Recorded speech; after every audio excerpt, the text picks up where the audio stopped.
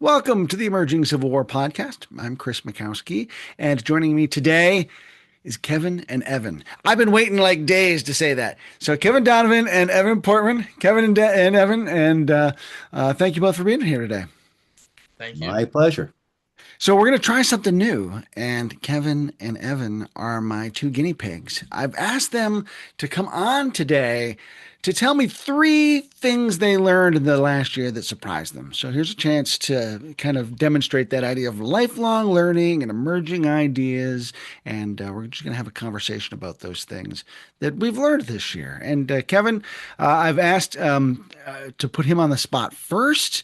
They have each come up with a list of three things, and we're going to go back and forth and have some conversation here. And Kevin drew the short straw to go first. So, well, what's one of your three things, Kevin, that you learned this year? Well, I learned that I was wrong Oh, look at that. about a myth, which I didn't realize, but a myth that I have been pushing for literally decades Oh, about, and you'll recognize this, Chris. Can you see this for our viewers? oh, yeah. So he's holding up what appears to be a cleaning round for a rifle. Yes, a Williams cleaning bullet. It's different than a typical mini bullet in that I'm just moving something, in that typical mini ball has this hollow base. What is called a Williams cleaning bullet has this disc attached to it.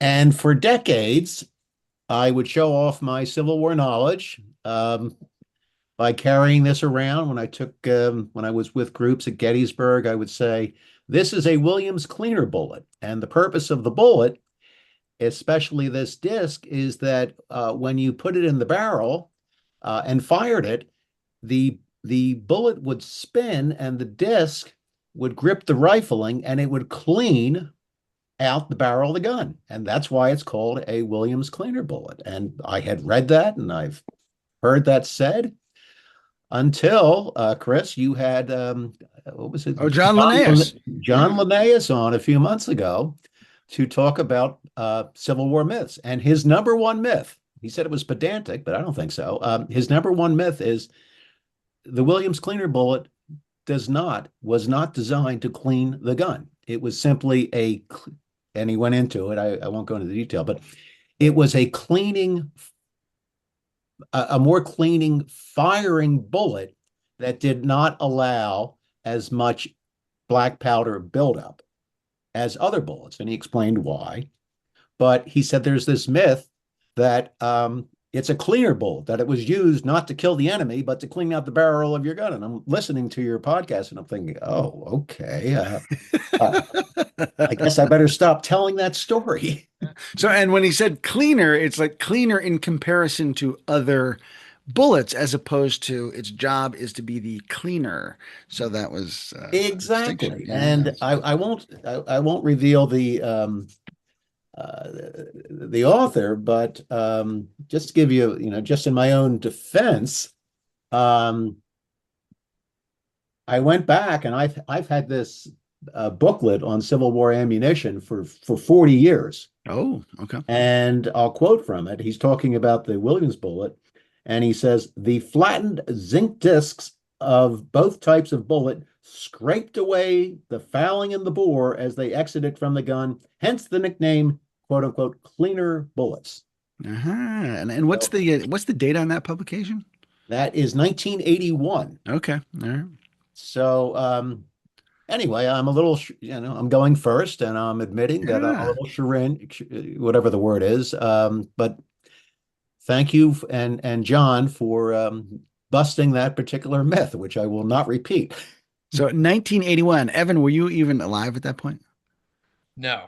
It was about 20 years before I was born. So. 20 years. Oh my gosh. Now It's I'm a Yeah. extra long-standing old. myth. See, No, but that's you'll go ahead, Evan. no, I was just gonna say that's really cool. I mean, I kind of grew up. I've never what is a muzzleloader hunted, but my dad is a big muzzleloader hunter. So I would, when I was younger, I would help him clean clean the black powder and stuff out of his muzzleloader and stuff. And so it's cool to kind of learn. I had no idea that that type of bullet even existed. I'm not, I mean, there are a lot of people that are into like firearms and everything and artifacts and stuff with the Civil War, and that's never been my kind of like avenue into history, although I find it, fascinating. But yeah, that's awesome that and that you were able to kind of see it from that perspective, and also just like that's kind of what history is too, just kind of Yeah. learning that sometimes the myths that we see or that we believe aren't always true, so it takes a lot to kind of recognize that also. Yeah, yeah. A gold star for you for admitting that you were wrong. I have one of those too. I'll share in just a second. But yeah, it is kind of one of those things. Some people might try to fudge, like, "Oh yeah, I knew that." But uh, No. yeah, yeah. Well, and you also get a gold point for listening to the podcast and providing a book report on it. So I give you kudos to that. The whole reason I talked to John for that episode is because I don't know much about arms and armament. That's a kind of a weak area for me, as Evan said, just not my avenue into the war. And so I was like, I'm going to talk to John because he is an expert, and let me see what I can learn. And I thought it was a fascinating episode. So I It took a was lot an away. excellent episode, and I learned a lot. Yeah, so did I. So did I. So here's the thing, and I'll say like here's a myth that I had perpetuated, as I was talking with Chris White for the Christmas podcast, and I had mentioned Santa Claus being red and white, and that was something that was perpetuated by Coca-Cola. And he's like, well, actually, that's a common myth. And for years, that's a myth that I had perpetuated because I had done some research on that for a different set of stuff once upon a time. So it's like, oh, okay, Coca-Cola did not make him red and white, but they just want us to believe that he is. So yeah, we all learned something. That's interesting. I like for whatever reason this year, I would, how stuff pops up on your feed, right, on social media. And I kept seeing this, post or whatever it was, that said that was perpetuated by or that was, initiated by Coca-Cola. So that's interesting that that's not actually the case. Yeah, so it was something in their advertising in the 1950s that became super prominent. Huh. But apparently, there are colorized sketches from the 1860s that show Santa Claus in red and white, Wow. which, so it's like, oh, okay, because we know that famous sketch from the cover of Harper's Weekly in early January of 1863, and he's wearing red, white, and blue because his pants are striped like the flag, and he's got a blue jacket with white stars, very patriotic Santa Claus, so Evan, do you have something on your list that happens to be like a myth buster or anything? Not necessarily. Now I'm kind of racking my brain No, that's all right. That's all over right. the last year to see if I did kind of you know, But realize things. and I But think it's good to always be reminded, like always check the things you think you know, because yeah, Yes. sometimes those things you think you know, it's hard to let go of those things, but new information should challenge us to do that. Well, let's just pick one off your list there, Evan. What's one of the three things that you learned that surprised you this year? yeah. So one of the books I read actually for school was Carolyn Janney's Ends of War, and I hadn't read that before, so I really enjoyed it. But one of the things I didn't realize, in kind of studying the Appomattox campaign and the aftermath. Well, I guess first of all, she kind of poses the question, like, when did the Civil War really end, and has it really ended? We talk about people still fighting the Civil War, right? I mean, that's Wow. kind of a cliche, but yeah, I think that's kind of an important question to ask ourselves, but probably something to discuss in another podcast. But uh, it was really interesting to kind of see the process that the federal government and the federal armies uh, executed in order to kind of demilitarize the Confederacy, the parole slips she talks about, and just kind of how highly bureaucratic that was. And I guess I'd never really thought about it that way. Like most histories of the Civil War ended at Appomattox, and you talk about Lee kind of surrendering, and that's that, right? But there was so much more that went into that, and some of the legal. I know Kevin's a a legal historian, so some of the legal language that kind of was included there, and how that was kind of created some problems and benefits for former Confederates later on. I just that whole kind of saga was brand new to me, so I really enjoyed learning about that. Yeah, and maybe that's something folks can respond to in the comments too. When did the Civil War end? What's the stake in the heart kind of thing. Kevin, how would you define the end of the Civil War? Legally, since I am, as Evan pointed out, I consider myself a recovering lawyer, being retired. Uh, Legally, it would have ended when the president, Johnson at the time, said it ended. Okay. He issued a proclamation. Now I don't remember exactly when it was. I'm not even sure it was 1865, but at a certain point, the president of the United States said the war is over. Now you can argue you can argue for other dates when the last Confederate organized force, which I think was the crew of the CSS Shenandoah, Yeah. surrendered or at least turned in their ship. Um, you could come up with different practical dates, but as a lawyer, I would say it ended when the executive authority of the United States said it ended. Yeah. That was one of the things. I'll give a shout out to our colleague Bert Dunkerley because when I worked with him on his book To the Bitter End, Appomattox, Bennett Place, and the Surrenders of the Confederacy, the big takeaway I had from that book was just how untidy the surrender process was. And we look at Appomattox. Probably because it was so tidy compared to everything else. But then, sort of, the rest of it is just a great unraveling that happens, and it becomes really chaotic and confusing. And it always stuck out to me that as Grant and Sherman are marching their armies through Washington for the Grand Review, like the Battle of Palmetto Ranch is still going on down on the Rio Grande, in Texas, down near Brownsville. Like so, like and the Confederates win. So like there are still Confederates who think this is a going concern, even while the Union is celebrating. So it's a really chaotic time. So Well, I mean, following up on that, when Lee surrenders to Grant, um, Joe Johnston down in North Carolina, his department contains almost 100,000 yeah, Confederate troops. yeah. There's a lot of mischief that could have been done. Now, and that's maybe a subject for another podcast. You probably know that Joe Johnston, he surrendered twice. He comes to terms with Sherman, and the terms are so liberal. Sherman gives such liberal terms that the authorities in Washington say, no, go back to fighting. And then Johnson, for once in his life, doesn't retreat. He surrendered again.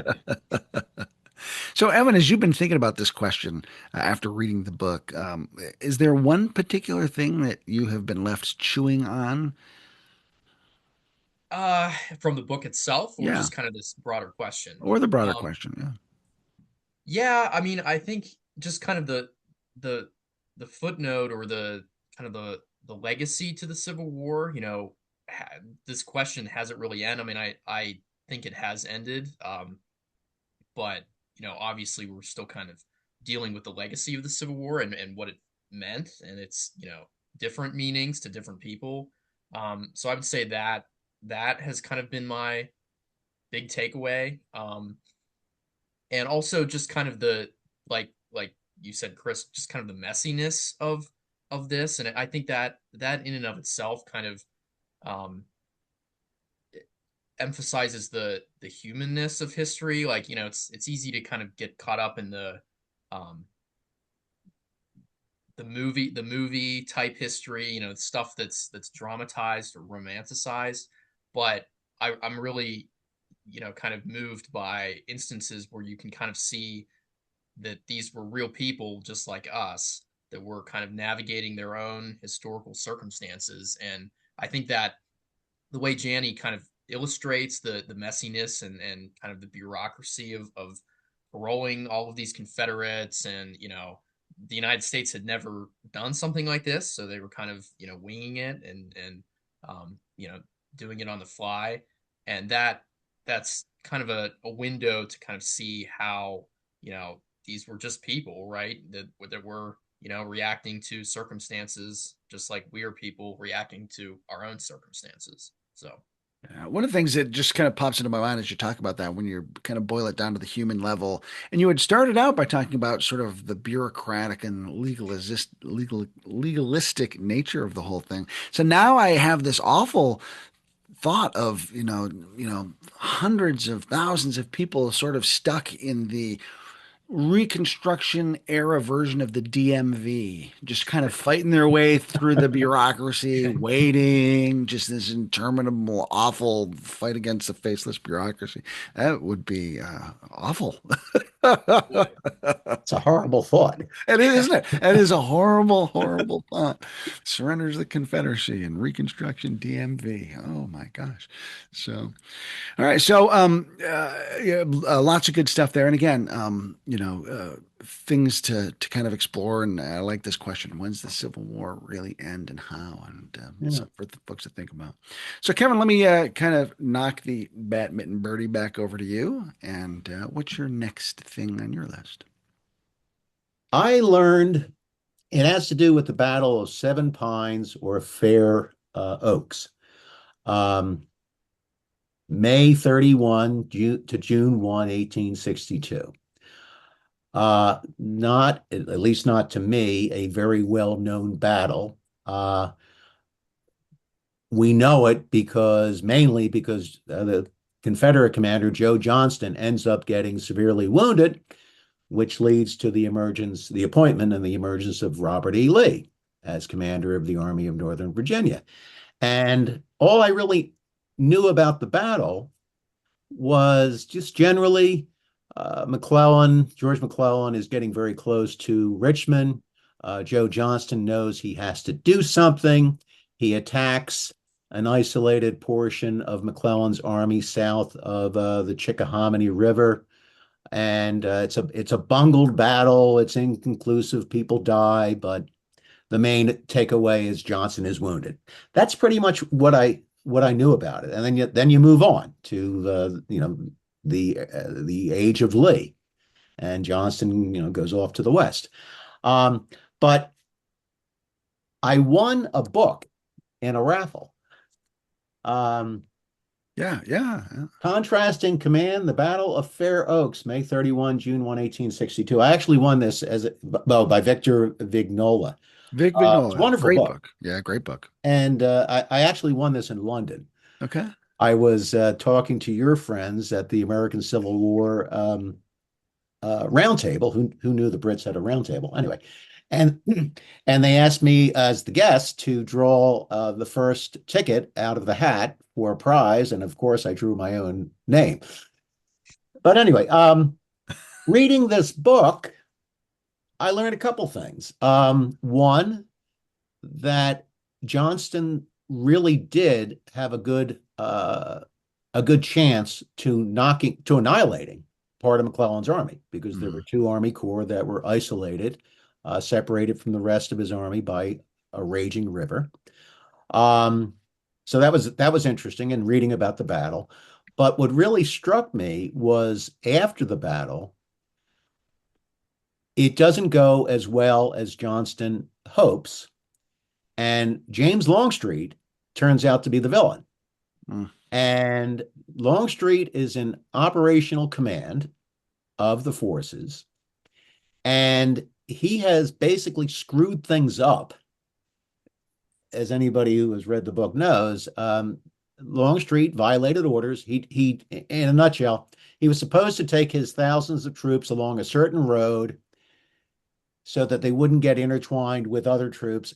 For whatever reason, he decides, no, I'm going to take the same road as everybody else. And he causes a tremendous traffic jam, delays the battle.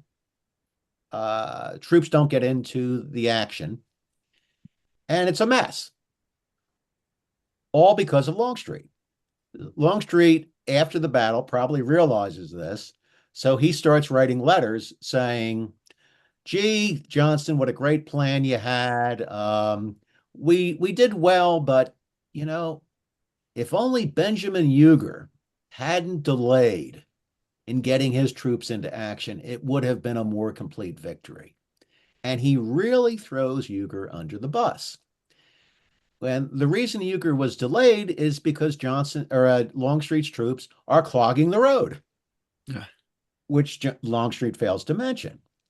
So okay, I mean, if that was all to it, it wouldn't make Longstreet look good. But the author points out there's more.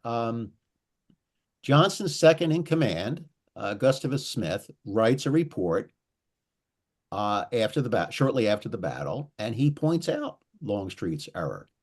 And Johnston gets back to General Smith and says, I've got your report. Would you mind deleting a few pages from your report? In other words, the parts criticizing Longstreet. And Smith does. And so that allows Johnson then to pile on Huger. So this poor guy, early in the war, is blamed for messing up the battle. And, I like Longstreet for the most part. But I came away from reading this book thinking, what a snake. So I learned a lot about the battle, and I learned an awful lot about Civil War military politics. Johnson liked and respected Longstreet, and he went along with this rewriting of history. Yeah, yeah. And Longstreet, of course, looked at Johnson as a mentor and, was petitioning all through the early parts of 1863. Well, let me go out west and I can hook up with Johnson and help him, all that kind of stuff. Evan, are you familiar with Vic's work? Yes, I've not read it. So that is really interesting. I'm also a Longstreet fan, so that's a little disheartening to hear. But he's not certainly not a perfect man, and he could be very prickly, right? With some of the relationships that he had, like Lafayette McLaws, and obviously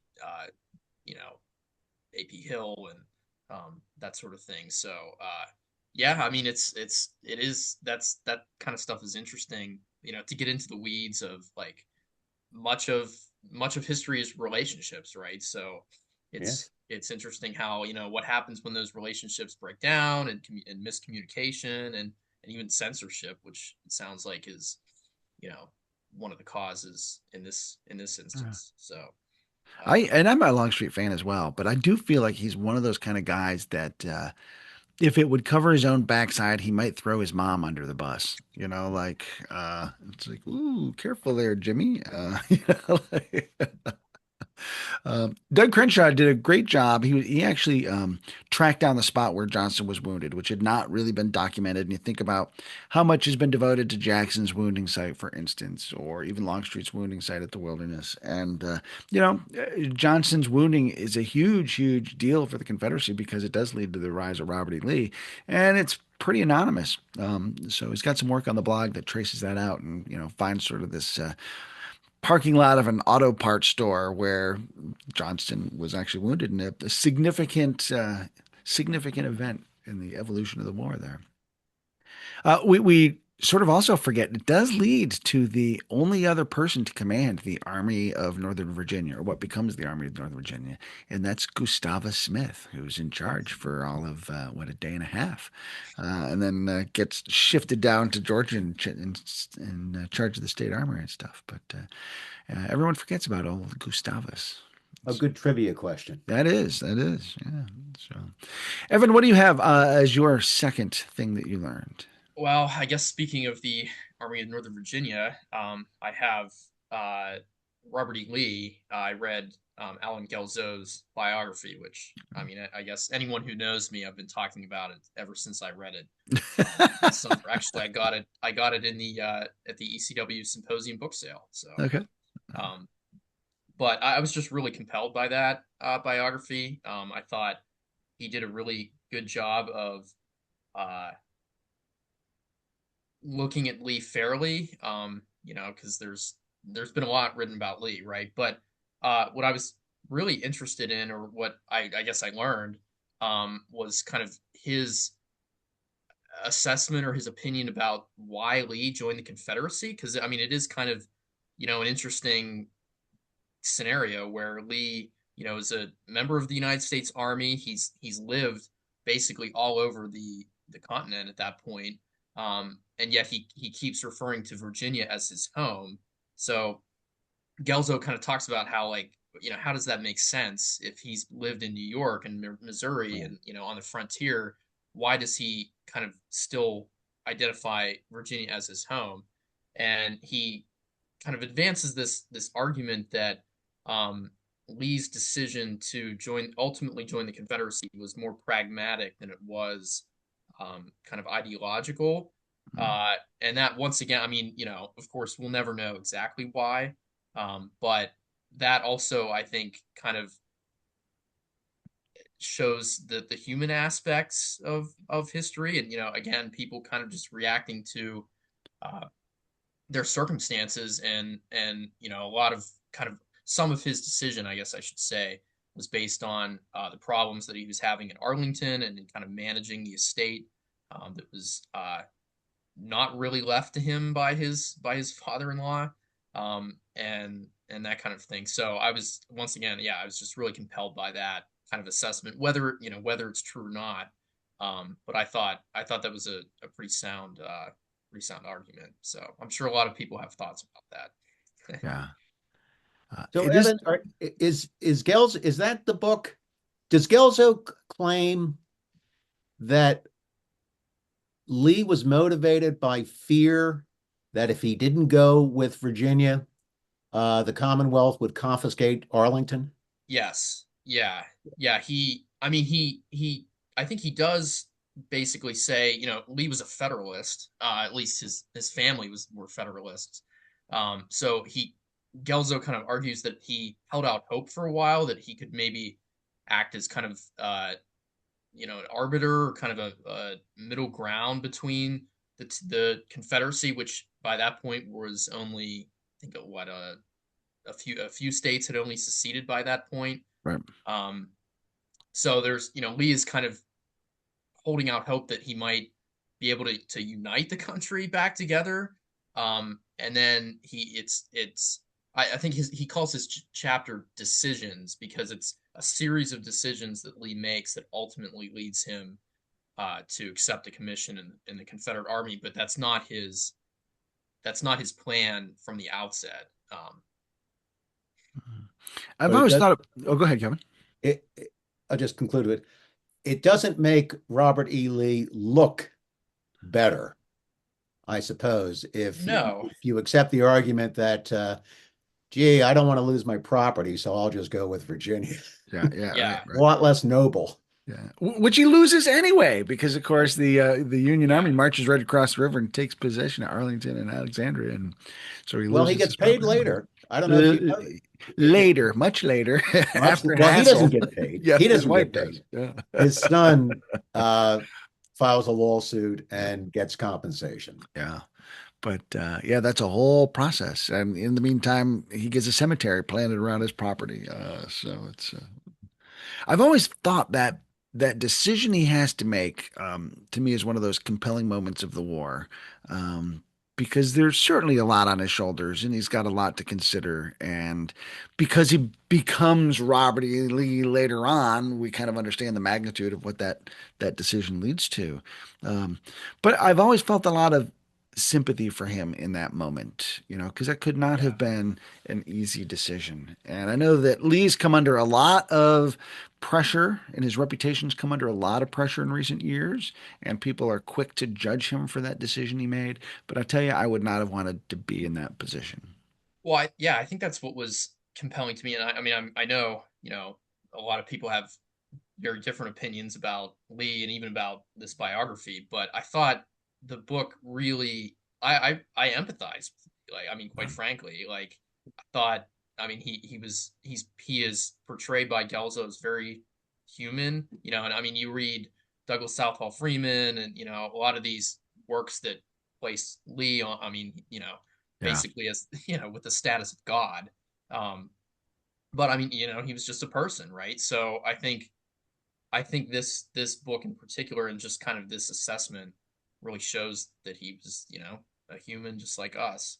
Yeah. Um, and yeah, I was, I had sympathy for him, and I was kind of not envious, as you said, Chris, too, being in that position to choose. And and the other thing Galzo points out is he's always kind of thinking back to the legacy of his dad Yeah. and the failures of his dad, like Horse Harry Lee.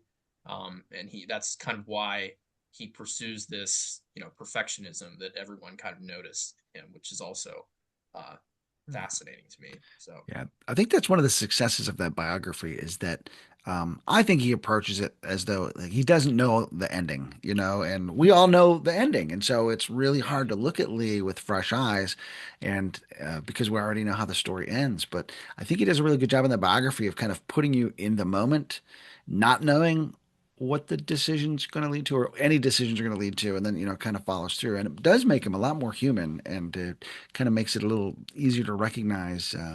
Um, how tough some of those moments are. But then I think that also then helps people realize, well, look, the guy really is all that in a bag of chips because, he does manage to go on and things do work out in some pretty incredible ways for him.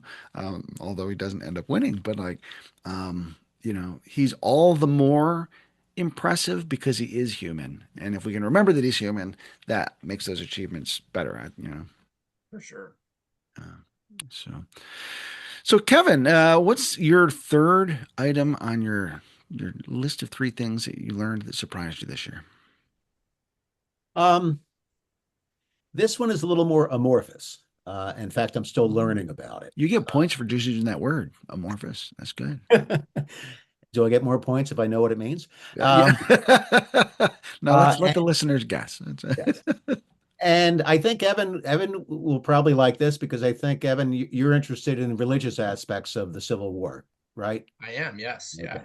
Um, the topic I'm studying right now is the Pope, Mm, the Vatican, and the diplomatic relationship of the Pope and the Vatican, the whole government, with the USA and the CSA during the war. I did a blog post last year on the Pope sending a letter or responding to a letter from Jefferson Davis and the trouble the Pope got into because he addressed the letter to Jefferson Davis, President of the Confederate States of America. And then there was a controversy. Is that recognition of the Confederacy?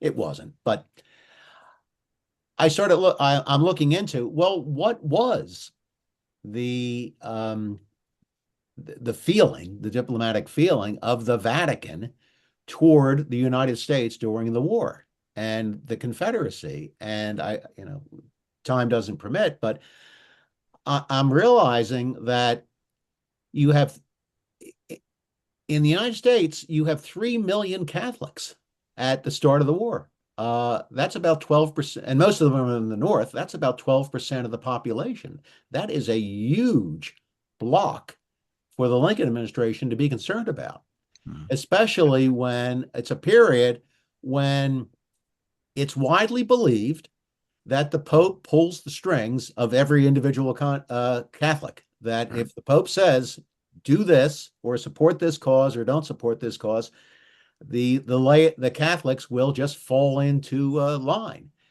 And I started looking into it, and I found that Seward, one of the first things he does when he takes position as Secretary of State is he writes a letter to the incoming minister to the Vatican, Rufus King. And he says, I want you to deliver a message to the Pope. And the message essentially is, we know, Pope, that you're having political trouble with radicals who are trying to take over Rome and unify Italy, et cetera, et cetera. There's actual fighting going on. Here's the deal. We'll stay out of your affairs if you stay out of our affairs. And it's interesting that Seward feels the need to essentially make that deal. And then King doesn't go to the Vatican because he decides he'd rather be a general.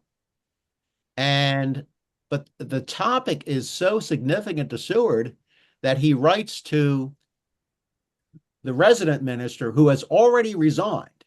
And he says, this is too important to wait. I want you to deliver this message as soon as possible to either the Pope or the Vatican Secretary of State.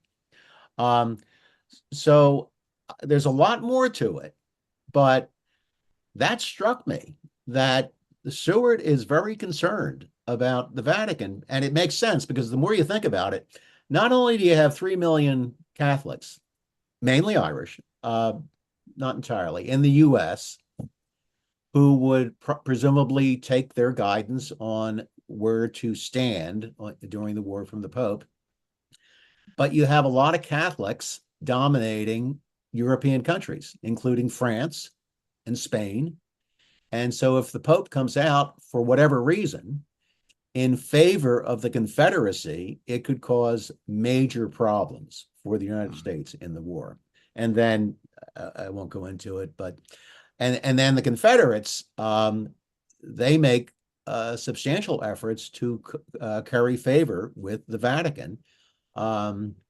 They send representatives over, and they get meetings with the Pope and with the Secretary of State, and they're writing back saying, "Hey, the Pope's with us. He for these reasons." So it's a fascinating topic, and I'm still learning, but I'm learning an awful lot. Yeah. That sounds like a great book, Kevin. It does. It does. It's One of the books I don't know if you can see it, The Pope's Army. Yeah. Because in the course of doing this research, I'm reminded that the Pope was not simply a spiritual head. He was a governmental head. He had his own army. right, right. Yeah. Yeah. So what got you going on that topic? Um, Purely by accident, I was reading a book for Tim Talbot to review called The Civil War in the Age of Nationalism. And there's just a throwaway line about the Pope writing this letter and addressing Jefferson Davis as president of the Confederacy. And the authors of this book about nationalism posit that the Pope did that to tweak Abraham Lincoln's nose because the Pope was angry that the Lincoln administration had recognized the government of his sworn enemy, the Kingdom of Italy, which is trying to unify all of Italy. And, nationalism, that's how that comes up. And that's how I learned about this letter from the Pope to Davis. And I looked into that and I thought, it made I think a good blog post, but I thought, this is a fascinating topic and I have to learn. And, being one of those Catholics myself, I thought this is a really good topic and I'm going to have to learn more about it. And I'm researching it and writing about it well, not as we speak, but at this moment. Yeah. And yeah, I mean, of course, you even see that today where heads of state will have their emissaries go to the Vatican and hope that the Pope, whoever the Pope is at the time, will say something that hopefully supports whatever and so like the Pope gets used a lot by foreign leaders to try to forward different domestic agendas. And Right. popes generally try not to get enmeshed too much, but it's almost inevitable. Yeah. The Pope during the war repeatedly, it wasn't explicit, he was dropping hints, but the Pope wanted to mediate the Civil War. Mm-hmm. Both because, he's a man of peace, he's upset by the carnage, and also clearly he's under political pressure himself, and he wants to show he's still relevant. Yeah, yeah. So anyway, it's a very fascinating topic. Yeah. Kevin, Evan, what got you interested in religious issues with the Civil War? Yeah, that's a great question. I'm also Catholic, so that's been kind of a consistent part of my background. I went to Catholic Benedictine college for my undergrad, St. Vincent. Shout out to the Steelers and St. Vincent College, Father Max, for blessing the field this week. But yeah, so I mean, and I've always just kind of been fascinated by religious questions and theology, even in middle school and high school. So kind of, I guess crossing those two things, history and religion, and just kind of how religion and politics kind of plays out throughout history and even today. It's all fascinating stuff to me. So So I don't know if you guys heard my Buffalo Bills app just gave off the Hey Hey Hey Hey song. So as you're giving your shout out to the Steelers, then my phone gives a shout out to the Bills. You can tell we're football guys here. We're recording this January 9th, playoffs coming up. Woo, we're all kind of keyed in here. So Go Eagles. see, look at that. Yeah. So so I guess Evan, we're down to your last item on your list. What do yeah, you think? yeah. The this year, kind of my, I guess, hobby history or kind of side interest, because I'm reading stuff for school, reading stuff for ECW, just reading for my own pleasure. Um, I've been really interested in John Wilkes Booth and in his manhunt and the assassination of Abraham Lincoln. I visited Ford's Theater for the first time Oh, this yeah. year, and got to see the Surratt House, or I'm sorry, the Samuel Mudd House, um, on two separate trips. And I don't know, that just kind of sparked this like interest of reading about the manhunt and the assassination. And I watched the Apple TV series, wrote Oh, a yeah. Okay. blog about that. Um, and I guess kind of reading about it and watching things, and reading kind of some excerpts from the book by James Swanson, I Mhm. believe.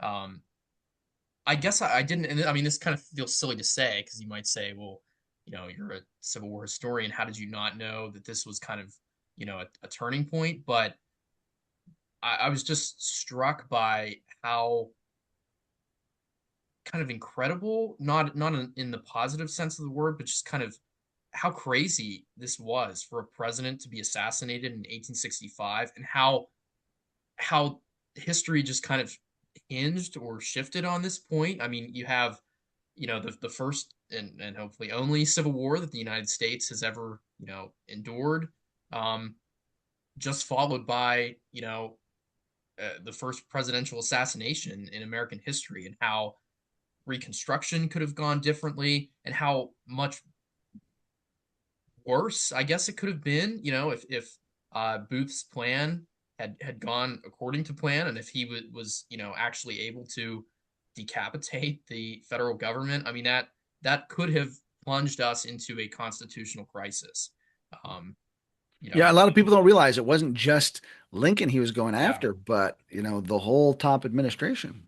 yeah, and to my knowledge, I don't think the presidential line of secession had been as firmly established by that point. So, Correct. Yeah. today we know, right, exactly what would happen, God forbid, if something to that magnitude would ever occur. But at that point, it had either just been established, or it hadn't been established, that that the vice president would take over, and then the Secretary of State. And I mean, all of those people were on his hit list, basically, Uh, right? So, yeah, yeah, the I guy mean, who's supposed to go kill Johnson chickens out. Seward does get attacked. yeah. Stanton is supposed to be on the hit list and doesn't. So I mean, it could have been catastrophic in its scope. Yeah. Yeah, yeah, and even the ambition of Booth's manhunt. I mean, we turn on the news today, right, and see, you know, different manhunts and different kinds of things, but something like that had never really occurred in the United States, up until that point. So,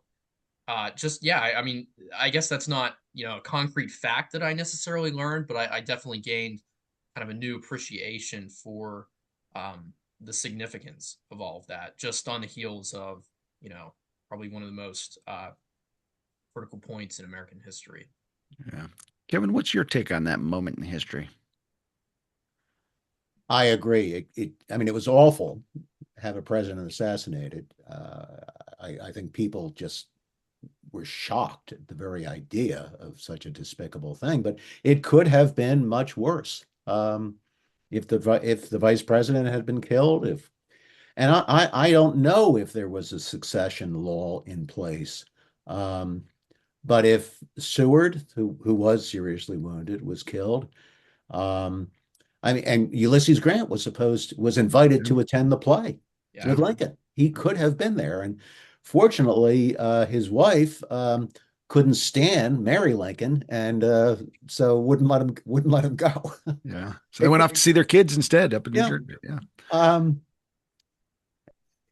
so it is it was terrible, but this proves the adage: it can always be worse. No, that's true. And fortunately, it was not. The other thing I'll say is, it was bad enough getting Andrew Johnson um, as president and all that ultimately entailed. Um, I read a story that could have gone different too, because apparently Rosecrans, General Rosecrans, I'm forgetting his first name. What is it, William? William C. Rosecrans. Yeah. William C. Rosecrans was approached, whether it was Lincoln's idea or one of his handlers, but Rosecrans was approached by telegram um, asking, "Are you interested in becoming vice president?" And he responded, "Yes," but his response either was misplaced, some say waylaid by Stanton, but his response did not get to the power brokers in time, and he missed his chance. So, how could history have been different if Vice President Rosecrans had become President Rosecrans? Right, right. Another Catholic, by the way. Yeah, right. The highest ranking Catholic in the war. As someone who has lived much of my life in the area around Bangor, Maine, I've always wondered, like, well, what if Hannibal Hamlin had stayed on as vice president? He was from Bangor, and gosh, he'd have gotten his moment in the sun. Yeah. But a little too radical as a Republican, and Lincoln needed to kind of even out that ticket a little differently, so he got the boot. And I think, what I appreciate about what Evan's saying here with Lincoln's assassination is, it's one of those moments we all know about, and it's sort of become mythologized in such a way that we lose touch with the fact that it was a human tragedy. I mean, here we just have, a wife who loses her husband and, kids who lose their dad, that kind of thing. Just the national tragedy of having a presidential assassination and what a loss of innocence that was in its own way, even after all the bloodshed of the Civil War, which was a terrible loss of innocence. And then, how could, of course, Reconstruction have been different had Lincoln lived? And, people sort of assume there are all these differences. But, like, what if Lincoln got assassinated at his Jimi Hendrix moment, where he's like at the peak of his powers, and then what if he survives and then has to navigate all of that political terrain that Johnston does not navigate very well? Like, Lincoln would still have to navigate those complex politics too. And could he have done it? Well, we don't know. So he kind of becomes this martyr at this moment where he has achieved his great achievement, and he doesn't kind of live on to become Fat Elvis, if you'll pardon the expression. Like, we don't see him kind of, go to seed or have problems or any of that. So I don't know. It's such a fascinating moment. So I'm not surprised that you're kind of falling into that rabbit hole there, Evan. So, what was your impression when you first went to Ford's Theater? Well, I mean, disappointment because I got there just late enough that I wasn't able to see the presidential box. So Um, that Uh, was, I mean, I guess I saw the outside, I saw the museum and everything, which was very cool. But I'll have to make another trip back to see, the most significant part, I guess. mhm. Um, but it was very moving. I mean, being kind of in that, even on that street, kind of in my mind's eye, picturing John Wilkes Booth riding away and just kind of trying to imagine what it was like in the 19th century, because it's, anyone who's been there knows it's kind of surrounded by 20th and 21st century development. Um, but also how close it is to the White House. I mean, we walked, I don't know, what, 5 or 6 blocks or so from Ford's Theater to the White House that day, and it's not very far Yeah. away. So just kind of picturing what 19th century Washington was kind of like, and Seward's apartment or house, I believe, was kind of Lafayette, right by Lafayette Park, and that's anyone that's familiar with DC knows that's right by the White House too. So just the kind of the proximity of this attack, happening all within just a few blocks from one another was really cool to learn. Also, Yeah. Yeah. Kevin, have you been to Ford's Theater before? I have. I've been there a couple times, and it is a special place. But what struck me, and Evan, you have to get back because what struck me is I'm looking at the presidential box and the distance from the box to the stage, and Booth jumped from that, and I remember thinking, "Are you?" Well, I guess that shows you were nuts. Yeah. Yeah. The very idea that you're going to jump that distance onto the stage, he must really have wanted to do his acting thing in yeah, front of the audience. I've just killed the president, because that's quite a leap. Uh, Yeah. Kind of yeah. a mundane thing to get away to come away with, I guess, but that's what struck me. Yeah. No, well, I mean that too. I think Swanson in his book and some of his interviews talks about how it's all theater, right? Because Yes. Booth saves the lead role for himself to kill the president, and he only takes a single shot Derringer pistol. So Swanson kind of says, what if he had missed? What if he hadn't succeeded in hitting Lincoln? I mean, Lincoln was what, 6'2" or 6'4" or something like that. Lincoln probably could have wrestled Booth, or I Yep. mean, that's getting into some hypotheticals there, but I don't know, it's fascinating to think about. What if this had happened? What if that had happened? And um, what if Lincoln had survived and been able to kind of wrangle Booth to the ground, or something like that. So Presidential headlock, kind yeah, of give him a nugget, so maybe that would be one thing I learned this year that surprised me, Kevin, going back to the sort of the leap from the stage. And as I read Midnight on the Potomac, he really went into a lot about how physical Booth was as an actor, and he would do his own stunts. And so, even though to you and I, we look at that leap and like, oh my gosh, like Booth was used to doing those sorts of stunts in his theatrical performances. He did a lot of Shakespearean roles and a lot of sword fighting and that kind of thing. So for him, not something he'd necessarily give second thought to. If his spur hadn't caught the flag and Yeah. tripped him up, imagine he'd have gotten that exit that he was looking for, that theatrical exit that he was looking for. So. I'll wrap up with one thing I learned. Again, I told these guys, don't put me on the spot because I didn't think about this. But one thing that did, and it occurred to me, and I wrote about this in a recent ECW newsletter, and there's a meme about Ulysses X Grant that we've probably seen on Facebook a lot. He says, if we are to have another contest in the near future of our national existence, I predict that the dividing line will not be Mason and Dixon's, but between patriotism and intelligence on one side and superstition, ambition, and ignorance on the other. And that's been kind of circulating, and people use it to kind of make this point or that point. So I kind of dove into it. Like, where does this quote come from? And he actually gives it to a reunion of the Army of the Tennessee in 1875. And he gives it because the issue of school funding has become a political issue. Yes. And this kind of ties back to some of Kevin's thoughts about Catholicism. In particular, there was this concern that public money would be used to fund Catholic schools. And because of some of those biases against Catholics of the time that Kevin alluded to, it becomes this hot potato. And so Grant comes out against using public money to pay for secular school of any sort, or to pay for religious school of any sort. Although he does also say he's in favor of free public education. It's a big thing for him, but he doesn't want money going toward religious groups for their schools. And it all ties into sort of these political issues. So then that gets him in a lot of trouble because when he talks about superstition, the Catholics are saying, well, look, that's a slam against Catholicism. And so then it becomes a real political Yes. issue for him in that regard. Um, and, say what you will about how you use these sorts of quotes and memes. So the postscript to this is that Grant on his world tour goes to Ireland and they all look at him a little suspiciously because of this controversy. But then he's very sympathetic to the oppression they're suffering from the British at the time. And he says, if you're trapped over here, we in America will welcome you as immigrants with open arms. And not only that, we will make you citizens.